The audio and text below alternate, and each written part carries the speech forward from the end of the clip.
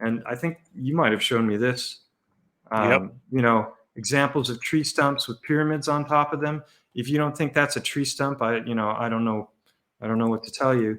Oh, it's just a mesa. It just happened that way. Well, Yeah. Here's an example of a mesa Yeah. with With the growth rings. rings, Great picture. right? Really Yeah. quick, since you brought up that picture, and I Mhm. had a little presentation ready. We're getting low on time, so I'll just run right through it really quick. We can go as long as you want, but yeah. But I put together a thread a long time ago with the picture you showed. This is Cairo. The pyramids of Egypt are built on top of tree stumps.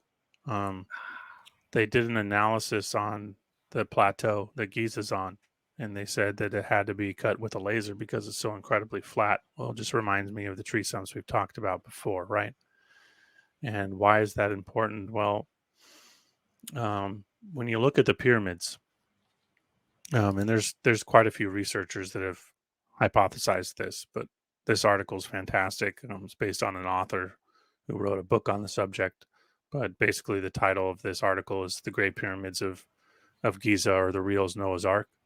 Even the very rooms and tunnels in which the chosen survivors of the deluge took refuge, declared by Egyptologists to have been found at last. There's a huge labyrinth under the Giza Plateau. This was well explored, and it was more of a more public knowledge than it is today. Endless and endless tunnels, hundreds of miles of tunnels under Giza. And part of his analysis was he found salt all over the pyramids, and but it only went, I believe, it was 100 feet from the top. And he said that the pyramids were buried under a salt ocean for several hundred, if not more than 1,000 years. And this may seem um, a bit outlandish, but when you go through and study many of the Native American cultures, Middle America, Canadian, Mesoamerican, South American, in fact, many of their stories and legends of some of these ruins that they don't know how were there, or that they do have some kind of cultural understanding, they describe them as places of refuge during the flood. Now, sometimes they would say, like in the Mississippi Delta, they had the same stories. They said that these were built for more than one purpose, but one of the main reasons was to survive a flood.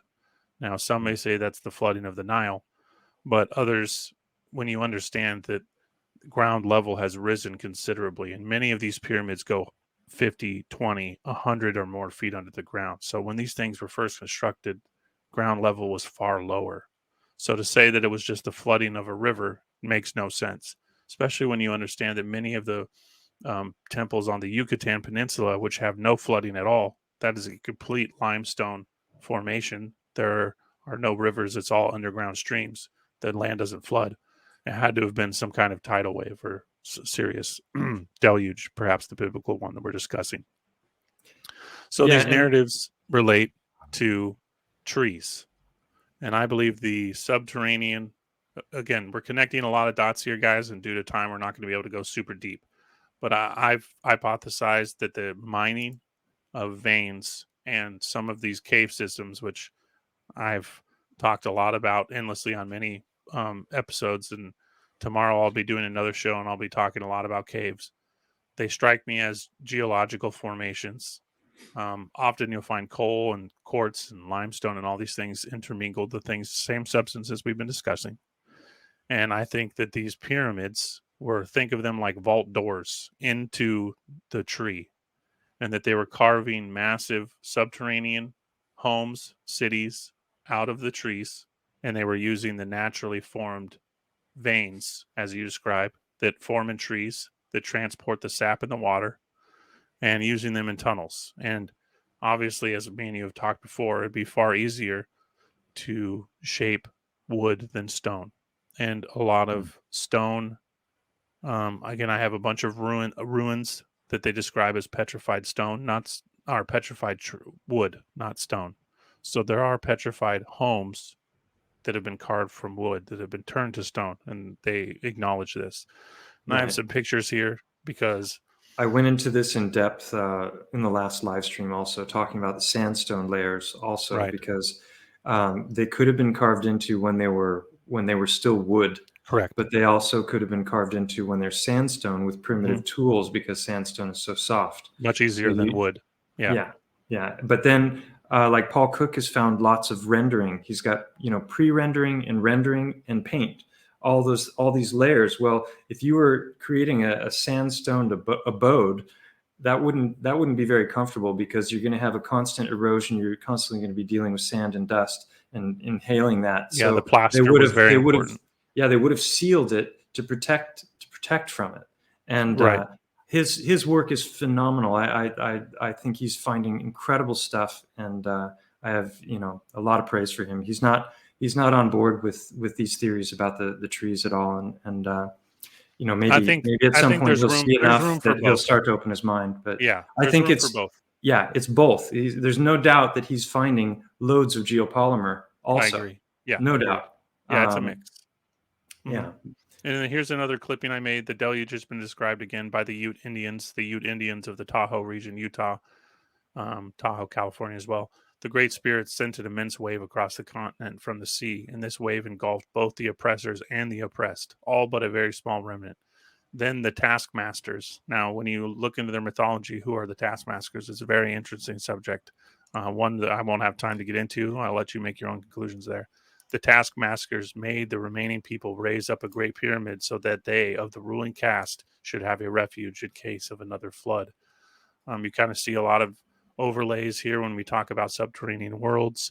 I've mentioned many times in other interviews that the domes of military domes are corresponding to ancient cavernous worlds created by previous civilizations. And you can think of the pyramid as like the old version of the vault. You see the big giant safe doors built into the side of the mountain with all the tunnels, and they're just kind of reconstituting, reconstructing, fixing up what was already there, perhaps adding on to it. One more I wanted to get to.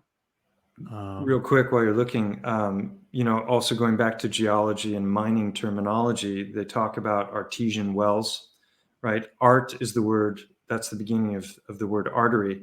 So if you're talking about water coming up from the waters of the deep, coming through channels, they call that artesian wells. So if you're building on top of a tree stump, why would you do that? Well, it's a solid foundation, and it's probably got access to all kinds of permanent water sources if those root structures reached all the way down into the waters of Exactly. the deep. Hmm. So it's going to be very strategic for, and also the tree itself is an endless supply of nutrients, so that, if you can find a way of dealing with the lack of light in your underground tunnels, you're going to be able to grow things forever down there. Hmm.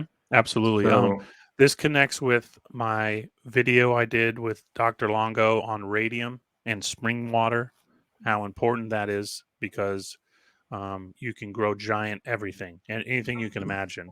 Radium exists naturally in trees, in guess where? In sap. Um, they were mining radium surprise, from, surprise. yeah, from petrified trees. This is public record. Radium was found in petrified trees. So you're filtering the natural artesian wells that were created by biogeological life forms, not always, but in a lot of cases. And you have incredibly clean, pure water that has been impregnated with all kinds of amazing minerals and also radium. Yeah, And these things together are going to grow amazing crops. Radium also impregnates into crystals and causes them to glow. They will glow. This is bioluminescence. Um, and the picture we I could do a wanted to show stream on that earlier, as well. yeah, Bioluminescence is just an I know we're amazing touching topic on a in and of million, itself. yeah, a Yeah, million things. When we do this again, sonoluminescence, light when we from yeah sound. when we do this again, we'll kind of do the mystical sci-fi stuff that I didn't get time to talk about, but I show a few pictures here, and I've talked about Avatar in other interviews.